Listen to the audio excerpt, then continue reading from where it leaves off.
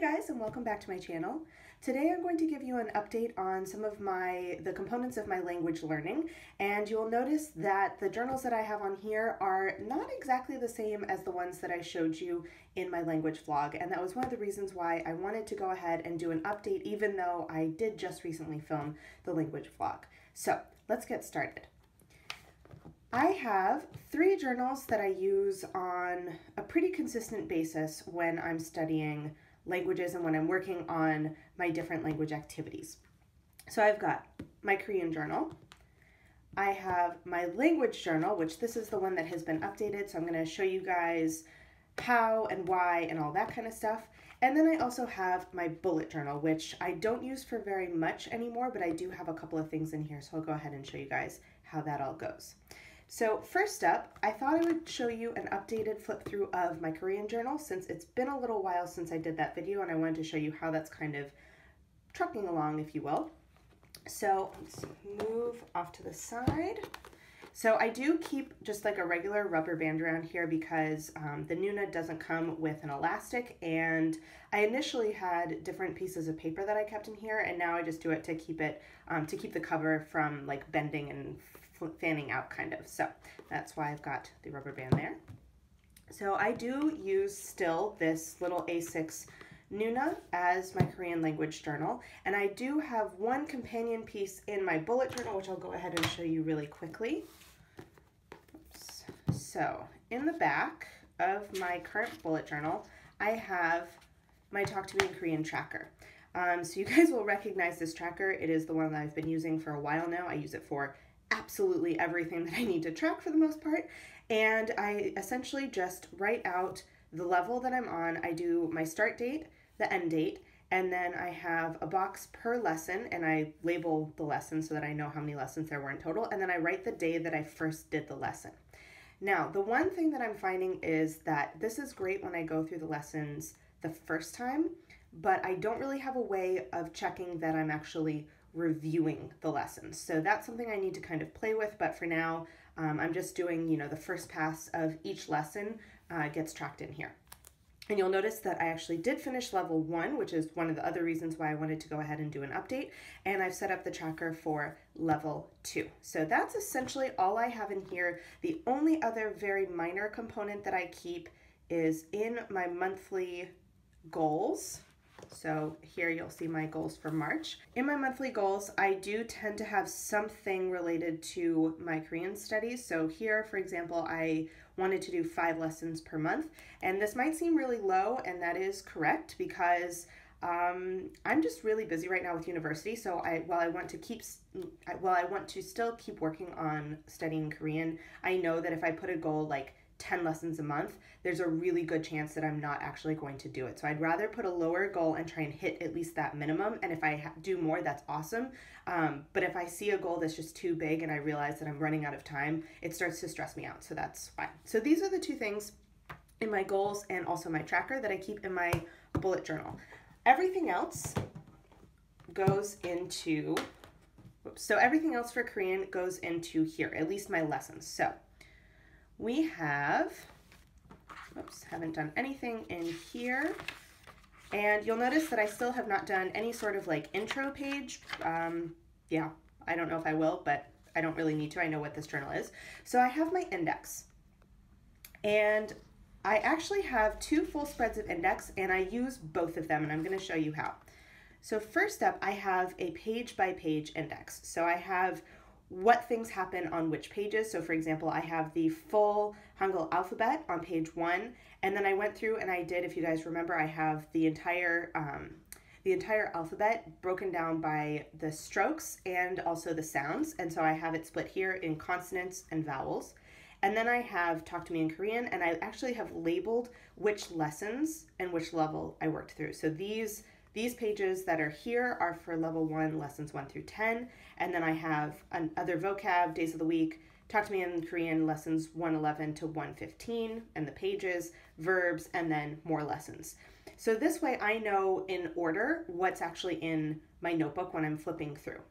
The second page of the index is something I started more recently, and I'm finding it really useful, and I'm also thinking I might run out of room on here because of the way that I'm doing it, where this I actually do kind of like a glossary. So if I know, for example, that we went over this one particular thing in a lesson and I don't remember which lesson it was, I can go here and I say, oh yeah, how do I say this word? I can look on here and find it. So for example, I have greetings, days of the week, how to say sorry. So A is be, so starting to learn like the verb to be and doing simple sentences, particles, and you'll notice here that we had subject and topic particles in one lesson, and then we added location. So I just did a second column over here, and I have room for one other particle whenever we get to that. Have not, please give me, delicious, bon appetit. So I have different things that I've listed here, and when things are broken into multiple lessons, I'll do an indent and add more information. So for example, with numbers, I have the Sino-Korean and Korean numbers. For conjugation, I have present, past. I wrote in future, but we haven't gotten to it yet, so whenever we do it, I'll fill that in. Making negative, so the negative conjugation, and hada verbs. And then I have my question words. So this has been really helpful when I want to go back and refer to something very specific. If I'm doing a sort of a blanket review session, it doesn't really matter. But if I wanted to look for one particular thing that I know I studied, I'm finding this index very helpful. So moving on, this stuff you guys have seen before, so I'll just flip through pretty quickly.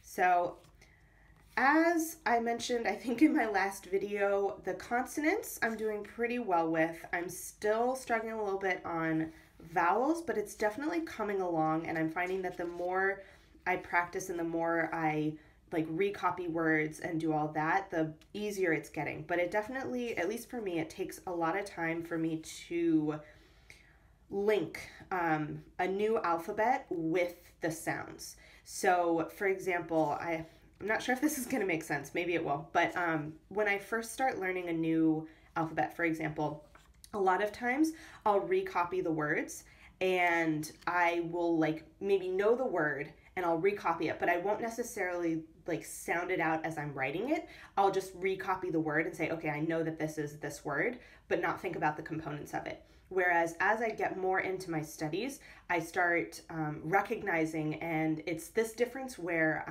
so for example, when you're a beginner, you don't have enough background knowledge to actually be able to self-correct, whereas the more advanced you get, the more you start recognizing things and the more that you're able to actually take a step back and kind of analyze what you personally have done and you can correct yourself. So I'm still I'm kind of straddling that where I'm still enough of a beginner with the alphabet especially that I can't always correct myself, but I'm starting to recognize.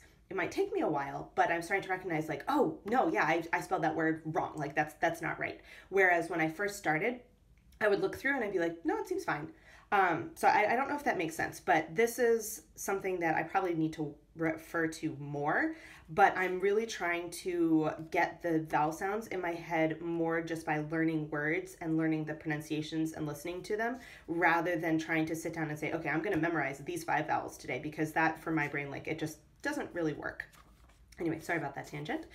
So we have the alphabet, and then we get into my actual lessons and information pages. So I can't remember in my first video how far I had actually gotten into the lessons, but you'll notice that, so other vocabulary, days of the week, and I actually had somebody here on YouTube who left me this in the comment section because I like to do my mini monthly calendars where I actually use the abbreviations, and so she very nicely put down how the abbreviation goes if you do one syllable block and just one letter. So I refer to this a lot. Then continuing on with lessons, whoops.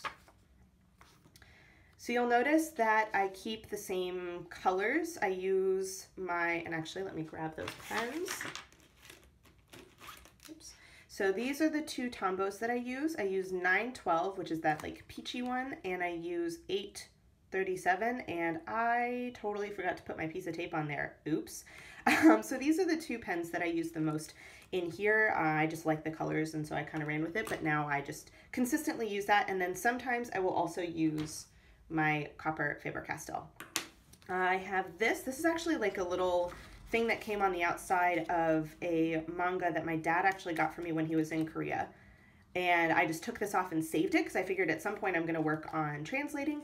But I was reviewing lessons starting from 1.1, and so this was as far as I got to. So I'm just leaving that bookmark in there, and then oops, see, you've got particles and all of that. So I try and write fairly neatly. It's not the neatest ever, but I'm really trying to keep these notes fairly neat and clear so that I have a good reference later on, because going back through the app to the different lessons for me is kind of annoying after I've already listened to them before. I find it much easier to have it on paper. So and also it helps me to recopy things as I'm learning. So continuing on with these guys. And every once in a while, I actually will print out the PDF and put in certain aspects of it. So for example, I really wanted to have these sample conversations. However, I just didn't want to recopy it because I'd already copied a bunch of stuff here, and I was just like, nope, like I need to get on with, life and work and all that kind of stuff. So whoop, I'm going to print it and just paste it in here. So I do that every once in a while. I try and recopy most things by hand, but every once in a while it doesn't really work. I have my verb page here. So this is one that I actually do have another notebook that I do to work on verb conjugations, and I try to keep it up to date. I recently added a couple of verbs, so I have to go back through there and update that. I'll show you guys that after we go through this notebook.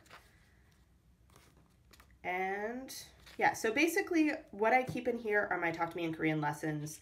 I don't really have a ton of other spreads. I mean, I have that like vocabulary, verbs, and the days of the week, and that's essentially it. But I've been really using this so that I have a nice reference later on, or, if I want to study, I can just take this with me and it's pretty complete. So I'm finding that very useful. This one was another instance where I was like, I'm not recopying this, but I would really like to have all of the ages. So I just went ahead and printed that out and pasted it in here. And then I also did for my current age, which obviously that will change in the future, but have that in there. Oops. So this was another one where I wanted to have a couple of examples, but I had already written a bunch and I needed to, go to work or something. So I just printed it out and pasted it in. I have a couple over here. And so I actually cut them apart by the dialogue. If you actually use Talk to Me in Korean and you know the PDF, I think I did them out of order because I was doing whatever would fit on the pages, but I have the 3 dialogues that they had for that particular lesson. So then, oops, not in frame. So there, going back on with the hada verbs. So yeah, pretty simple. I don't really do anything too crazy. I try to block out certain things in color that I want to like really remember, but otherwise I just kind of take the key points. And honestly, I do look at the PDF and I don't necessarily copy absolutely everything, but the PDFs are really good in terms of just getting to the essentials. So they are a really good resource for me to copy. So my notes are going to look very much like the PDFs, but some of the explanations and stuff I might shorten or leave out certain bits of it because I didn't feel like I needed that particular information. But anything that talks about the actual vocabulary and words or like grammar rules or that kind of stuff is going to make it in here. So this is the end of level 1, and that is basically all I have in here. So you'll notice that I have already started to number up my pages. I've only numbered up to like, I think page 100, which yeah, so I numbered up through page 100, and so I just kind of keep going. I'll sit one day when I'm getting close and I'll number up the next like 30 or 50 pages or something like that. So if you look, I'm about, what's that, like a third of the way through. So I have a feeling that I'll get level 2 in here, maybe some of level 3, we'll see, and then I'll have to decide if I want to get another notebook this size or if I want to use a different one.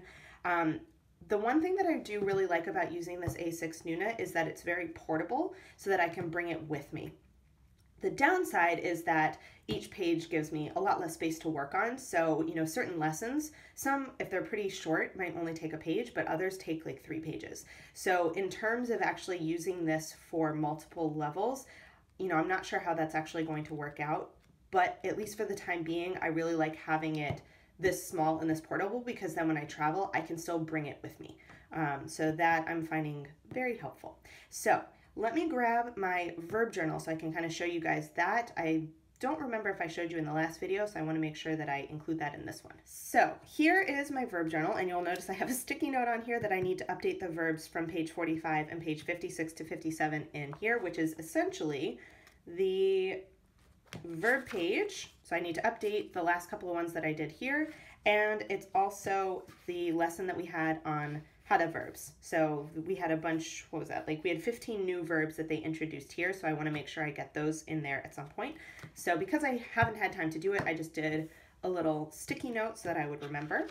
And what I've got is, so this is actually a like primary school Korean notebook that someone from Instagram contacted me and sent me because she's actually a Korean teacher. And so she said, you know, if you don't have a Korean notebook, this might be kind of cool for you. So obviously I was like, yes, please. That would be fantastic. And I've been finding that for verbs, it's very helpful because I'm really trying to learn how to write smaller, because in English I write pretty small. So in Korean, I also want to learn how to do that. So my notes in my Korean notebook are fairly small, but it's nice in here with verb conjugations to actually have more space. So taking a look, I have on the left side the infinitive, on the right, or kind of in the middle, I have the present tense, and then I have in pencil the translation, so that at some point I can erase this as I'm learning it, but at least for now I don't have to flip back to my Korean notebook to if I forget what one of the verbs means.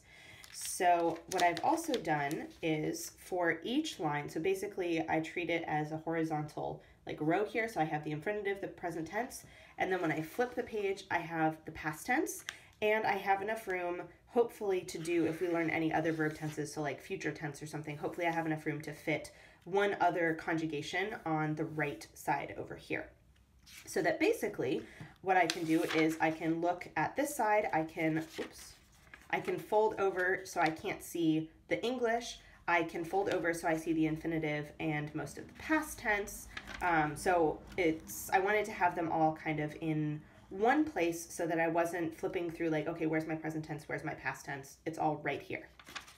And this way also in my Korean journal, I basically just write down the infinitive unless we have specific examples in a lesson, then I'll conjugate it in, you know, the context of a sentence, but I don't actually keep any conjugations in my Korean notebook. I just keep the actual like infinitive form of the verb, and I have all the conjugations in here. So I have up through the second page here. So obviously I need to update this. I've got probably, I don't know, like 20 more verbs I need to add in here. So that'll, I just need to sit down and do that while I'm listening to music or something, but basically continuing the same exact pattern.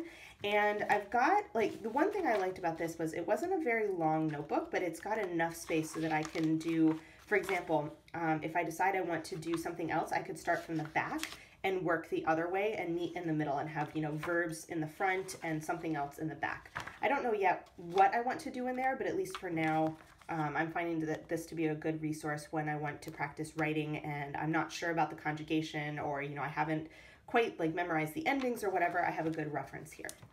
So that is my kind of Korean setup. What I'm going to show you guys now is my new language journal. So if you guys saw my language vlog, you'll know that I originally started doing my language journal in a moleskin, and let me actually grab that. So I originally started doing my language journal in this moleskin because it was just a random notebook that I had lying around, and at the time I wasn't sure how it was going to work. So I just picked a notebook that I had and was like, all right, we're gonna give it a test, see how it goes, and I'll decide from there. So I'll give you a quick flip through of what I got to in here so that you can see the differences with my new setup. So in here I have my language legend, my study legend, and I have a couple of sticky notes for things that I meant to do. I have my index, which I've split into 2 columns with just a page by page and then specific journaling pages with different languages. I have my February log, followed by my word of the day, which you'll notice I only had 3 days, so whoops. I have journaling in here where I basically just do the date and journal, and I do them for different languages. So in Korean, it's going to be very, very simple stuff because I'm still very much a beginner. In Spanish or in French, for example, it's going to be a little bit longer, a little bit more complex. And then I have my lyrics. So I printed out in 2 columns so that I could fit them in here. The lyrics, I picked Stay With Me because I love Goblin, and I started recopying out so that I could have the handwriting practice, and at some point I was going to do more activities with this. But honestly, I just didn't get to it. I didn't even finish copying out. I think I got to like here in terms of copying out the song, so I still had about this much left. But I also went ahead and I did a song that I really like in Italian. I have a song in Arabic, and you'll notice that Italian and Arabic I didn't even start. And I had a bit of journaling, and then I actually did set up my March log. And right around the day that I set up my March log, I decided that I wanted to not be in this journal. So 1, I really don't care for the lines. I don't mind writing like journaling for the lines, but with the log and that kind of stuff, like I'm just really accustomed to grid. Even when I take notes now, I tend to use, if it's not a dot grid, it's a traditional grid. And so it was really bugging me, 1, to have lines. 2, that this was really big. Like it's a nice light journal, for all that it is quite large. It is fairly light because it's a soft cover and all of that, but it's big. So if I wanted to, for example, bring this with me when I was traveling, or, if I was on the train or something, this was just kind of like annoyingly large. So when I was in Paris in February, yes, last month. So when I was in Paris last month, I ended up finding a B6 Slim Midori notebook, and I really wanted to try this size. So I bought it without really knowing what I was going to do. And I had a Bujo planning session with the Boosted Journal, and we were chatting about the different things that we wanted to work on and this, that, and the other. And I mentioned that I wasn't really happy with my language journal. So we went through my empty journals and decided that this one might be a good size. So I decided to give it a shot and see how it would work as a language journal. So again, I just have a random little elastic that I do to keep it closed because I don't have the cover. I know that the Midori notebooks, you can actually buy a leather cover separately, and I just don't have that. I just have the blank notebook here. So I went to have the elastic so that if I were to throw it in my bag, it wouldn't just like fly open and the pages would get all wrinkled and that kind of stuff. So just a quick little elastic. And then in here, I have just my little intro page with language journal, and I have a sticky note for some things that I want to work on. You'll notice that I don't actually have my legend in the inside cover anymore, and I'm going to show you where I put it. So next up, I skipped this page because it was glued and I just didn't want to deal with that, and went directly into my index. So I kept the dual part index that I had in my other language journal with a page by page list, and then journaling. You'll notice that I don't currently have any journaling in here. Oops.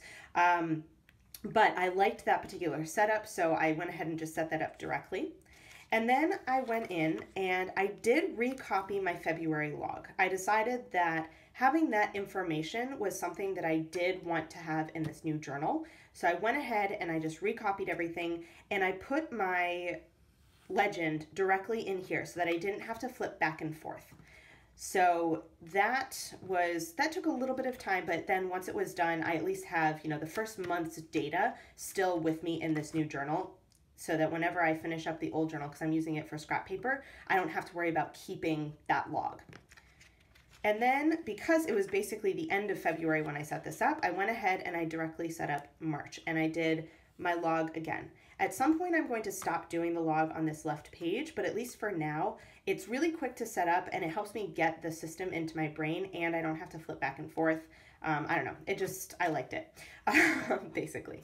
So I have my March log in here. So you'll notice that with February, I didn't copy any of my journal entries. I decided that as nice as it would be to have that actual data to look back on, I was not that fussy. So I'm just going to start fresh whenever I have new journal entries. I'm just going to directly go ahead and do those in here, but I'm not going to worry about the 4 or 5 journal entries that I actually did in March, because I felt that the data from February was much more important in terms of me looking at patterns in my studies than actually having those journal entries. I did them, I know I did them, but I don't need to keep them, basically.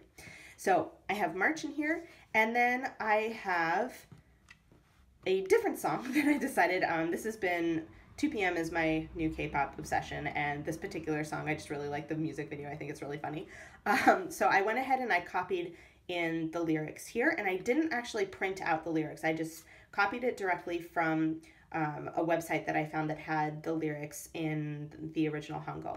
So I'm basically, the lyrics setup that I originally had, I decided not to keep because having those flaps of paper was kind of messy, and if I didn't get to it, then I had these blank pieces, like these pages that had like taped in lyrics and nothing else on them. So I decided that I would try, at least for now, I'm going to keep everything handwritten.